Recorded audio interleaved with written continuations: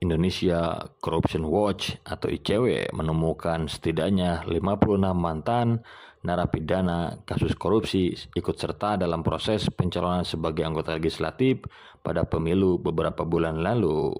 Partisipasi mereka sebagai calon anggota legislatif atau caleg mencakup berbagai tingkatan, termasuk DPRD tingkat kota, kabupaten, provinsi hingga pusat, dan bahkan DPD RI.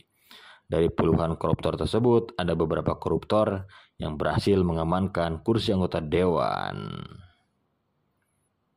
Yang pertama adalah Nurdin Halid, mantan napi korupsi, berhasil mendapatkan satu kursi di Senayan setelah mendapatkan dukungan suara yang cukup dalam pemilihan legislatif DPR RI di wilayah pemilihan Sulawesi Selatan II. Nurdin mencalonkan diri sebagai calon legislatif dari Partai Golkar untuk daerah pemilihan tersebut. Berdasarkan hasil rekapitulasi yang disahkan oleh KPU Republik Indonesia dalam rapat pleno 14 Maret 2024, Nurdin Halid berhasil meraih 70.681 suara dari total 1.832.000 suara 524 di daerah pemilihan Sulawesi Selatan II. Bahkan perolehan suaranya mengungguli dua petahana satu partai dengannya, yaitu Andi Rio Idris Panjalangi dan Supriyansa dari Komisi 3 DPR RI. Dengan hasil tersebut, Nurdin dipastikan berhasil meraih kursi setelah menempati peringkat kelima dari total 9 kursi yang diperebutkan.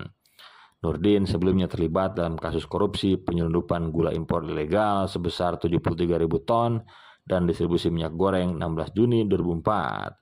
Tahun 2007, Mahkamah Agung dalam putusan kasasi menjatuhkan vonis hukuman 2 tahun penjara kepada Nurdin karena terbukti melakukan korupsi dalam distribusi minyak goreng Bulog senilai lebih dari 169 miliar rupiah. Keputusan kasasi tersebut membatalkan vonis Pengadilan Negeri Jakarta Selatan yang sebelumnya membebaskan Nurdin. Setelah ditahan sejak 18 Agustus 2004, Nurdin Halid akhirnya dibebaskan tanggal 17 Agustus 2006. Ada juga Desi Yusandi, seorang mantan napi koruptor. Desi Yusandi berhasil terpilih sebagai anggota Dewan Perwakilan Rakyat Daerah Provinsi Banten. Menurut hasil rekapitulasi suara yang disusun oleh KPU, Desi berhak menduduki satu kursi dari total 100 kursi yang tersedia.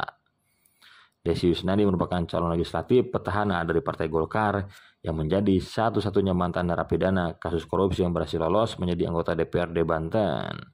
Dalam pemilihan legislatif 2024, Desi menerima dukungan suara terbanyak sebanyak 24.924 suara.